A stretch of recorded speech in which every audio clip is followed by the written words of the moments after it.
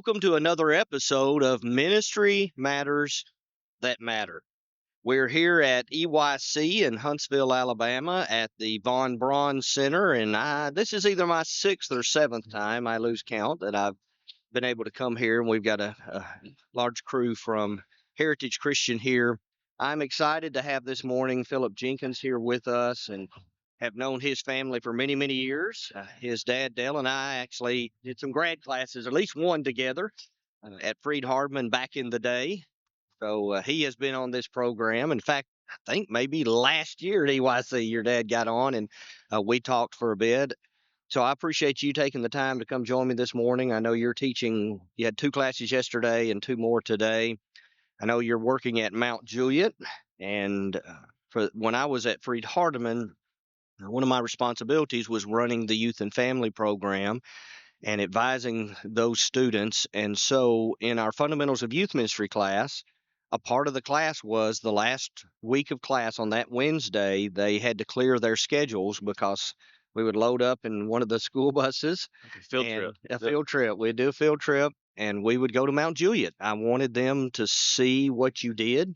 We were able to, of course, participate in Bible class and look at how you do the group Bible class. We were able to go to your small group breakout. Seemed like you had like 14 and you had themed rooms and so forth. Yeah, you have a good memory. Yeah. Wow. So, well, I mean, it was impactful for me and for our students. I remember them being able to sit in on the lunch ladies meetings at least a couple of times. And of course, I've been able to go to Mount Juliet several times over the years, but have just always been impressed with what you do. So kind of talk about, first of all, your story in ministry. Sure. And then we can kind of talk about some things we can learn. That sounds good. Hey, thank you, first of all, for having me on. It's funny, you had my dad on a year ago. I guess he's never still enough to get any other time. So if you got him at EYC, Yeah. he stays We put for a drugged little him bit. and, Yeah, that helps. Yeah. So my story of ministry, I've grown up around it. Um, it's in my family, I guess you could say, Yes. everywhere. Yes. My dad and my uncle, my granddad on my dad's side, of course, Jerry. But then on my mom's side, he's a preacher as well, Gerald Romine, and he's preached at the same church in Roanoke, Alabama for, I think it's like 67 years. That's It's something amazing. crazy. And so it's been around me all my life. But that being said, it was never like, oh, I'm good. I'm just going to do that. Or even like, hey, you should do that. Like there was never any pressure, except my dad's thing was always whatever you do, whatever career you choose, find a way to use your talent, to use your career to serve God and help others. And so that was what I was always told. Yeah. So then I went to Freed Hardeman, and I thought I might do mission work for a little bit. That didn't last too long, but I thought that for a little while. Uh-huh. And then I thought I would preach. And eventually, though, I decided I think I'm going to give this youth ministry thing a try. And I thought I would do it for maybe 3 to 5 years, and kind of like I don't know if it's still like that, but are we talking 20 years ago? I guess 20 years ago, it felt like a lot of guys were doing it for a couple of years and then preaching. And so I tried it out for a couple of years, and even the first place I worked, the preacher there was older. His name's Ed Slayton, awesome guy and a great mentor. And he, even like from the very beginning, he was like, hey, if you want to preach, I'm reaching an age where I'd love to transition out, would love to help a guy transition in if that's something you'd love to do. So I got to preach once a month while I was there. And what I learned from that experience was I didn't feel like a lot of my talents translated as well to all ages as much as they did to youth. I guess that's a good way of saying that I didn't offend teenagers maybe as easily, but I don't know, it clicked, it worked. And so I did that for a couple of years. And so that 2 to 5 years, like the couple that's like, well, in 5 years we'll have a kid, like you just push it off and push it off. And so I've never looked back. I've always loved what I've been able to do working with teens, and just found something I'm passionate about and have no desire anytime soon to do anything So different. you've been doing it about 20 years. How long have you been at Mount Juliet? It's crazy. So Mount Juliet, about 14 and a half years now. Okay. So I started in 2010. I do feel one of the biggest challenges in life, not just in ministry, is finding your niche where I fit, where the gifts and opportunities God has given us work the best, and so it's a powerful thing when you find it. That makes sense. All right, so let's talk about in Christ Image book. You did a couple of chapters for us. You did a chapter focusing on, ministry on purpose, what we doing ministry and with intentionality, and that's one of the things I've always appreciated about the work you do with your bucket list. I can vividly remember on a Wednesday night in Bible class, you would randomly have kids stand up and they had to be able to list off what was on the not the bucket list, but is it six things they have to do. That I remember you even have posters around the wall of the six stages or the six goals they're aiming at. But I can remember you having kids stand up and share. And so I was actually pretty impressed that I remember one particular you stand up and just rattled them all. So I'm like, okay, this is not the first time they've talked about this. You built retreats about it. So let's so you did a chapter on purpose, Sure. our purpose in ministry, and then you did one on evangelism. And we may go in other directions, but talk to me about what you've learned about the need for purpose and intentionality. Yes. So I guess to build on that and maybe even clarify a little bit more, um, that field trip, man, I loved that when y'all used to do that. That after you left, that eventually stopped, and so that, oh, I missed that. It was so much fun, and it was how I got to meet a lot of students that were in love with ministry and falling in love with youth ministry and things like that. And it was awesome. But yeah, so one of those things you talked about, we have 6 words that we emphasize in our youth ministry, and we do a like an orientation with them when they're in the 6th grade. And so your rising 6th graders are learning what this program's about. And so commit, connect, grow, serve, tell, thrive. And so those are the words we just kind of rattle off. And so that's commit. We want them to be committed to the Lord and his church. Connect. We want them to make 7 connections, build relationships in the church. Grow. We want them to grow in their relationship with God and relationship with one another. Let's see, commit, connect, grow, serve. We want them to find a place to serve in the body. Commit, connect, grow, serve, tell. We want them to tell people about the Lord and his church. So all these events that we're doing are opportunities to do evangelism, like you talked about just then. And then thrive. We want them to have a faith that thrives beyond their youth group years. We want them to leave the youth group, but never leave the church, never leave the Lord. And so, yeah, so those are things we continue to talk about. And I feel like when you stop talking about why you do what you do, you forget it. And that can be as a leader, you can lose your way as a leader, but also the people that you're supposed to that are following your lead. Where are we going? That was like the most frustrating thing about being in the wilderness, probably. Like, what's the plan here? Yes, What are we doing? Where are we going?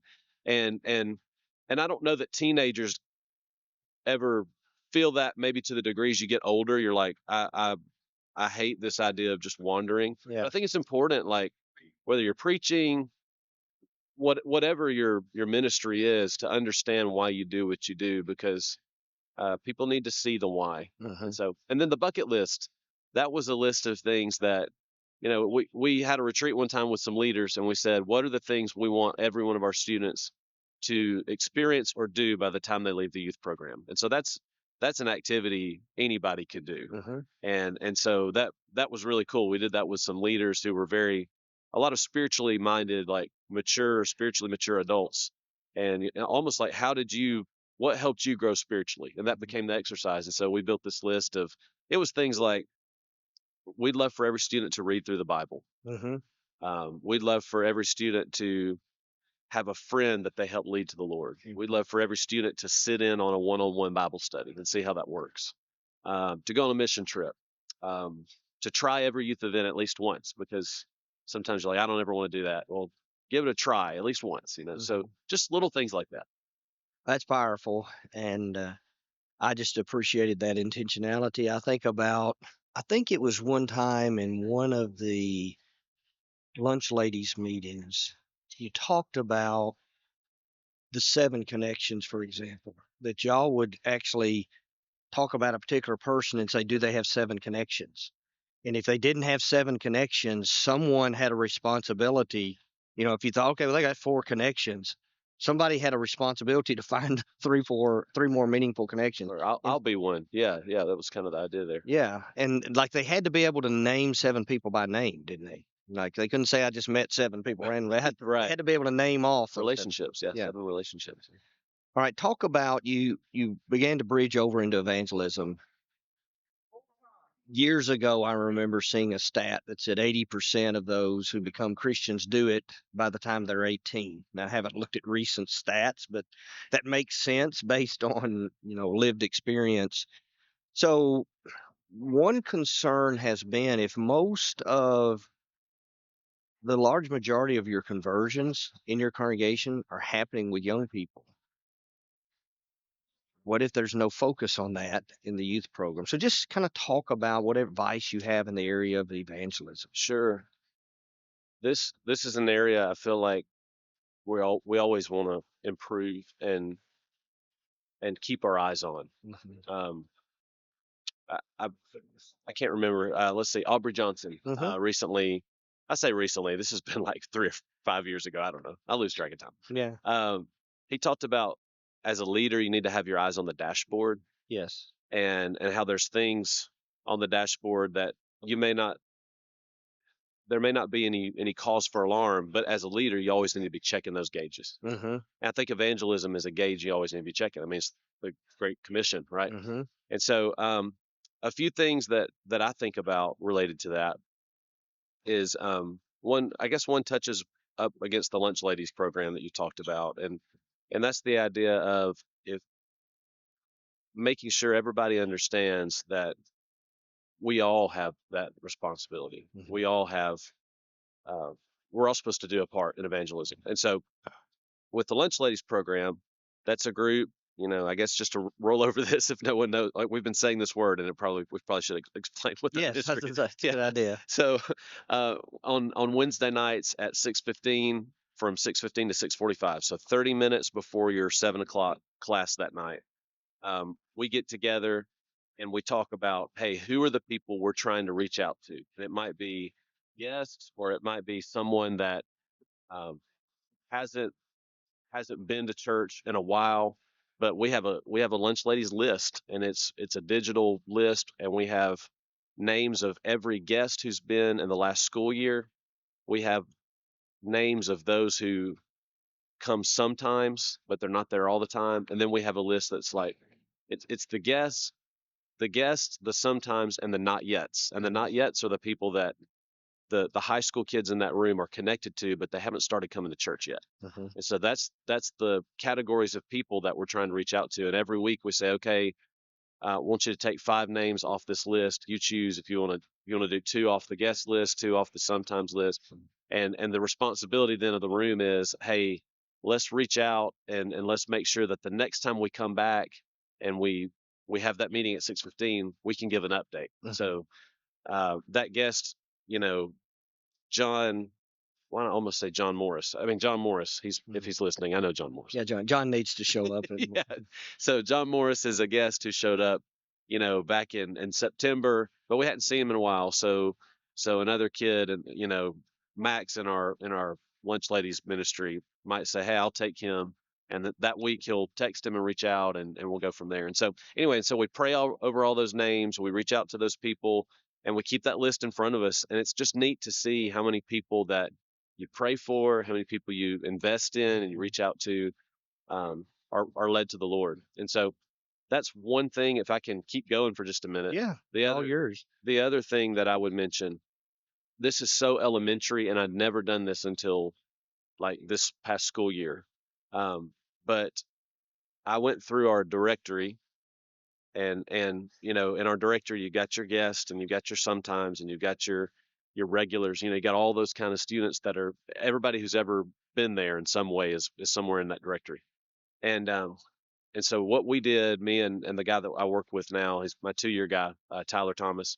We made a list of all the people who are coming right now that we're not sure if they're baptized or not. And that's so simple. And we've got some of that data, but then there were some guests that you've seen, for 3 or 4 months, and you're like, man, they're here all the time, but I don't really know their story. And so we just started making a list of those people, and I think we called it our evangelism radar or something. And we just started we put all those names down, and then I would put my name next to ones I was gonna reach out to, and Tyler was gonna put his name down to people he was gonna reach out to. Then we have a girl on staff with us, Elizabeth Fuller. Tyler grew up in my youth group, and Elizabeth grew up in my youth group. And how cool is that? Yeah. They're like former lunch ladies, Yes, that's right. that are now getting to do this. And so we sit down and we do things together, and we've got, Elizabeth has names on that list of girls that she's going to reach out to. And so anyway, it's just neat. So we've just got almost like a working document of all these people that we're like, we're going to find out their story, and then we're going to ask them. And that's the next really important step is, hey, have you ever thought about being baptized? Like, we'd love to talk to you about that. And so just over the last few months, we've been doing that, and we've had so many baptisms. And it comes back to intentionality. Yes. It's just knowing who those names are. In fact, this is really cool. So one of the names was this guy that he's been coming. His name's Dakota, and he's been coming since I think September. And he was invited by one of our senior boys. Um, I reached out to Dakota. He said, I'd love to study. I've been thinking about that. Awesome. I called a friend and say, hey, your friend Dakota wants to study. You want to sit in on this bucket list, right? Sit in on a 101 Bible study. So his friend who started bringing him sits in on the study. We study. Dakota decides he's ready to be baptized. Today, he's back home, and I'm here, so I can't baptize Dakota, but his friend Bowen is going to baptize him. That's awesome. So it's That's cool. powerful. Yeah. Let me give you 2 quick shout outs. Hello to John Morris in Dyersburg, Tennessee. Also, if you've not read any of Aubrey Johnson's material on leadership, you need to. He's got, Successful Shepherds, Dynamic Deacons. He's got a number of books in that area. That's what his doctorate was in, and that's what his life experiences have been. So I encourage you to avail yourself of those readings. I know we need to go here in just a second, but one of the things, okay, in the education world, we talk a lot about making analytical decisions, or really a better way to put it is driven by analytics, data-driven decisions. And so that's what I'm hearing from you. But to do that, you've got to track the information. So like one of the challenges is, for those who don't know, you're working with a couple of hundred students a week. And so, you're probably saying, well, how do you not know if, they're baptized? Well, we're not dealing with 10, we're dealing with 200, and they're rotating in and out because you've got some that have never been there before. So tracking that is a major deal for y'all. Yes. And then one of the things I remembered that you used to, I think, is like the first time they came, if they would fill out that card, you had a room full of T-shirts. Yeah. And they could go pick them out, one of the youth group T-shirts, but they had to fill out that info card. Yeah. A little trade off kind of. All right. So how then do you do the tracking after that? Does that make sense? So there are a lot of different ways to do it, and probably better ways to do it. Yeah. But the way we do it, I guess it's a combination of a couple of systems. One is the whole church uses Planning Center is the name of the software they use, where a lot of that information would get put into that system. But the system that I've really adopted is we have a Google spreadsheet. It's just Google Sheets. And what I like about that is it's that, it backs up to the cloud. So I could share that with you, and immediately you've got it. I could share it with whoever wants it. And then whatever editing privileges you want to give, I can edit it. You could edit it. Elizabeth could edit it. Tyler could edit it. My interns could edit it. They all have access to it. And so you take a guest card. It's all sorted by gender and grade. So 6th grade boys are together, 6th grade girls are together, and it starts in 6th grade. If you scroll all the way to the bottom, it goes to the 12th grade. You would take, let's say Dakota, who started coming in September. He turns in that guest card, give him the T-shirt, you exchange the card, you get it, you go back the next day to the office, you open Google Sheets, you create an entry for him, and then I highlight cells in different colors. So blue cells blue is new. So if you're a guest who's come sometime within the last school year, this school year, your name goes in blue. If you're there sometimes, it means like you watch out for those people. So to me, it's yellow, like watch out. Like you're driving. And then green means go, like they're going to everything. So your regulars are in green. Your sometimes watch out for them are in yellow. Your blue are your guests. And then there's red, and that's people that's just like stop coming. Like you haven't seen them in a long time. So I think I've known some youth ministers who would have a spreadsheet and color code them. For example, back in the day, according to Doug Field's 5 C's, in his purpose-driven youth ministry, where he talks about community, crowd, and Yeah, so there would be core. a different color for each of those so they could track where they are. So when you're doing attendance to find out if they're, for example, coming to Bible class, do you do that through those small group breakouts? Yes. Okay. Yeah. We track our attendance through, we call them cocoons on Wednesday Yeah, your nights. And so cocoons, you've yeah. got leaders that can take attendance of who showed up in their small group that night. So I think it's 14. You got it. So each grade, you got a guys and girls group. So you do big group, roughly 30 minutes, small group, 20 minutes or so. And that's where you do prayer requests, unpack casts. Yep. One-on-one. You It's nailed it. powerful. Yeah. You're doing awesome stuff. So Thank you. I hear them making announcements in there, and I know when the morning worship is over, you've got a Bible class that you will be teaching. Thanks for taking time to share with us for what you're doing in the kingdom, and just love and appreciate you very, very much. Likewise, I appreciate what you do in the kingdom. Thanks for listening and for having me on here. Well, it's a blessing. Asking good questions. Well, I appreciate you very much and appreciate you and what you're doing in ministry. Just remember that ministry matters because our master matters.